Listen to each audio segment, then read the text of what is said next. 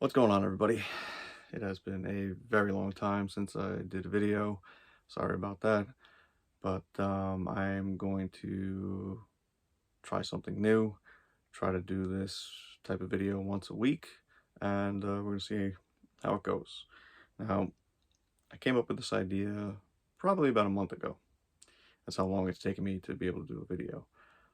I did a video on Instagram, just walking around my collection and moving things around, showing the layers of things being hidden behind other movies, stacks of movies that you don't actually see when you're looking at my shelves. And it kind of gave me this idea because if you're watching this, you're just like me, you're a collector. And when you're collecting for many, many years, this is what happens. You end up with a very large collection, films you love, films you enjoy.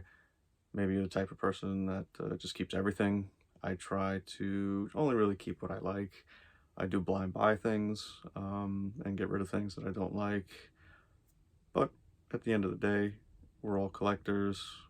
We have our preferences, and like I said, this is what happens. Also, you end up with a watch pile. We all have watch piles. It could be any amount, but no matter what you do, that watch pile is always there. It could be a constant 20 movies. It could be maybe only 5 movies. But then there's Arrow sales, Kino sales, which are great. Uh, any sale you can name. Hamilton Book even. Maybe you go there because, oh, I think every Tuesday they get some new titles in. And you pick up 3 or 4 of them. Maybe you're a subscriber to Vinegar Syndrome. They release about 4 a month. Their partner labels are like 12 releases a month. Maybe you get them all. Maybe you don't. Maybe you, not all at once anyway. Maybe you take some time to collect them, or maybe you just grab a few. But no matter what you do, that watch pile starts to get less. It just builds up to more. And that's the life of a collector. So this idea also stems from that, not because of what you have in your watch pile, but what you've got behind you, like I have. There are films that I got in at some point in time, watched, enjoyed, went into the shelf, and then never come back out because of what I just went through. So the titles that I'm going to mention right now are probably titles you've seen. Over time, I will try to dig through my collection and get the things that I know has been a very long time since I've seen. I know there are DVDs that I still have that have not gotten Blu-ray releases that it's been a very long time since I watched them as well. So that's the idea behind this, and I'm calling it Lost on the Shelf. So the first title we are going to talk about is Chopping Mall. Vestron Video's first release. This came out in September of 2016. Now, this was a video store rental for me. I was super excited when they announced this. Picked it up, and I know not long after it came in, I watched it, loved it, had a blast with it, and it has been sitting on my shelf since. I do keep like a list for movies I watch around Halloween, so I can try to keep track of that. Maybe watch different movies every Halloween. I started using Letterboxd as well last year, so I'm only like a year plus into that. But Chopping Mall is not on any of those, and yeah, it's been over 6 years now that it has been released and sitting on my shelf.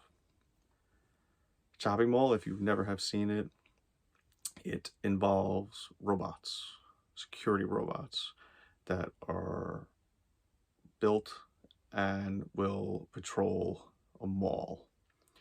They are programmed not to harm anybody. They are programmed to stun any thieves or probably like any sort of problems they may have within the mall that are there, like after hours, which I guess would just be thieves. Um, Everybody that works in the mall gets a badge ID that has a barcode on it. So if they're ever stopped by the robot asks them to present ID. They hold the ID close to them, it scans the barcode, and literally the robot says, "Thank you, have a nice day."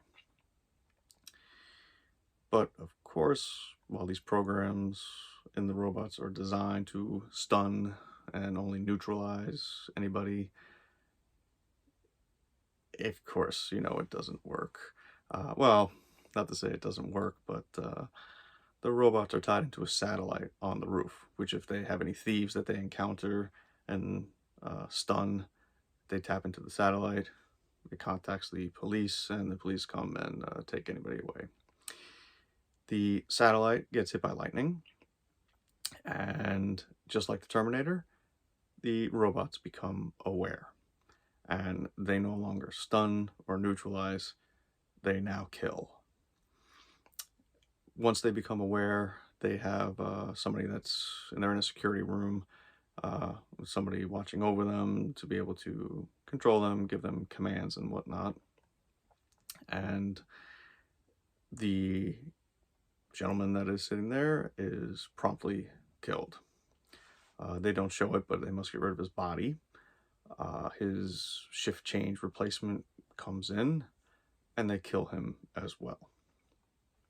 Now, on top of the robots patrolling, they also equip this mall with gigantic steel security doors that kind of lock like a bank vault. So if you're there past a certain time, you are locked in for the entire night and have to deal with the robots.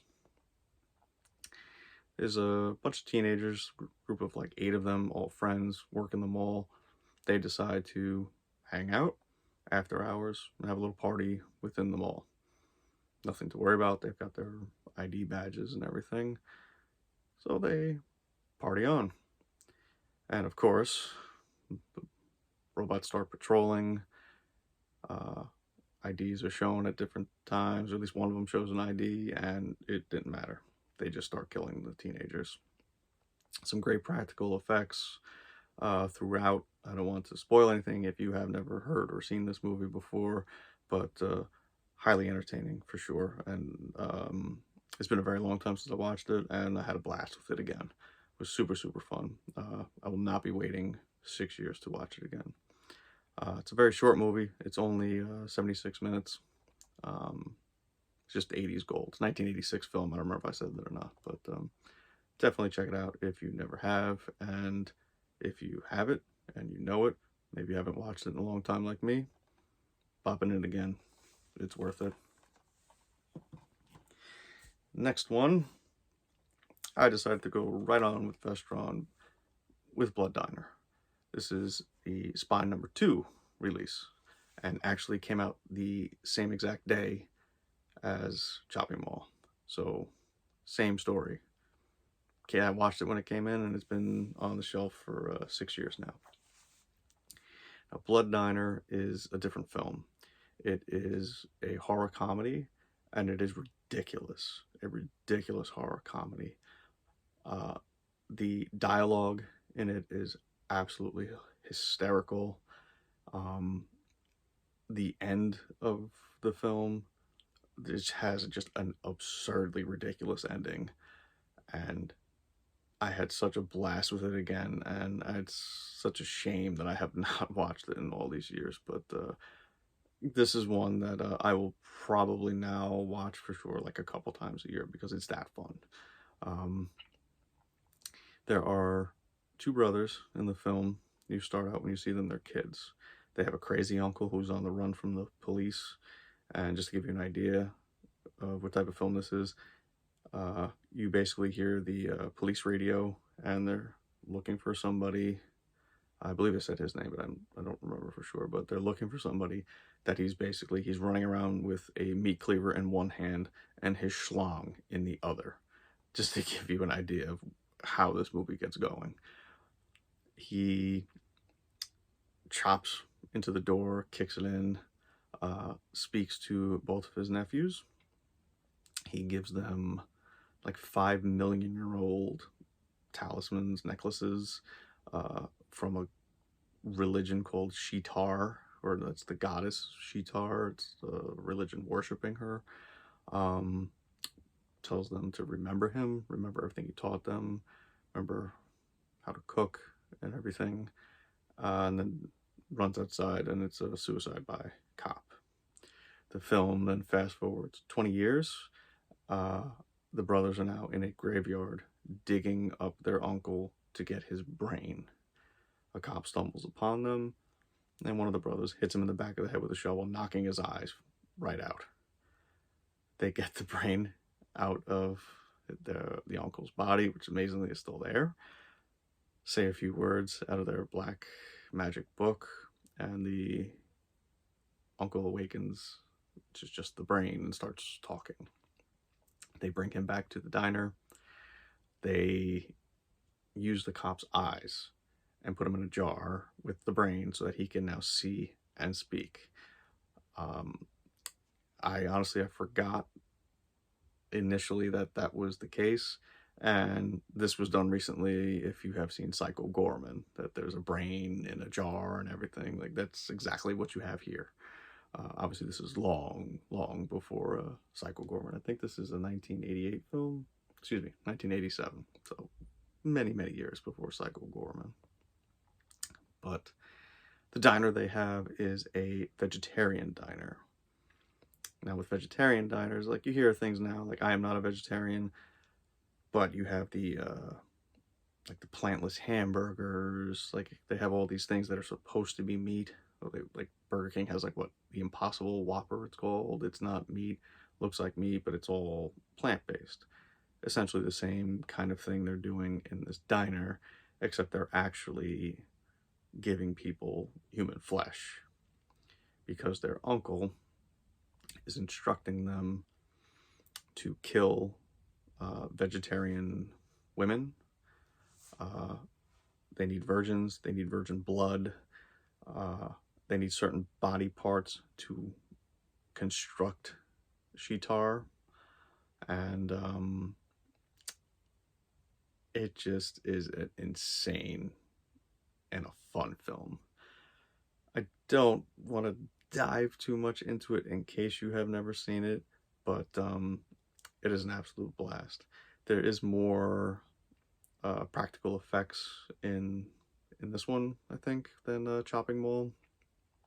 A lot of blood, a lot of gore, and since it's 1987, yeah, there's no CGI, it's all practical, so very entertaining film. If you want to laugh your ass off, this is definitely one to watch. And again, if it's been sitting on the shelf all these years, pull it back out and give it a watch. If you don't have either of these, I'm gonna grab Chopping Mall real quick. They are Vestron. The releases are available. The slipcovers are long gone, as it's been 6 years, but I think you can find these for around like 40 bucks. Check Orbit DVD. Sometimes they have some older Vestron titles for around like 40 bucks. If you're looking for the slip, of course it plays without the slip, but I love slipcovers, so if I didn't have these, I would want them, but do what you gotta do. That's what I got. So thank you for watching. I am going to try to do this, as I said, once a week. Try to dive into some other titles for sure, and hopefully you guys enjoyed this. If you can, drop a comment below, hit the thumbs up if you liked it, and let me know if this is something you're even interested in. And I will talk to you next week.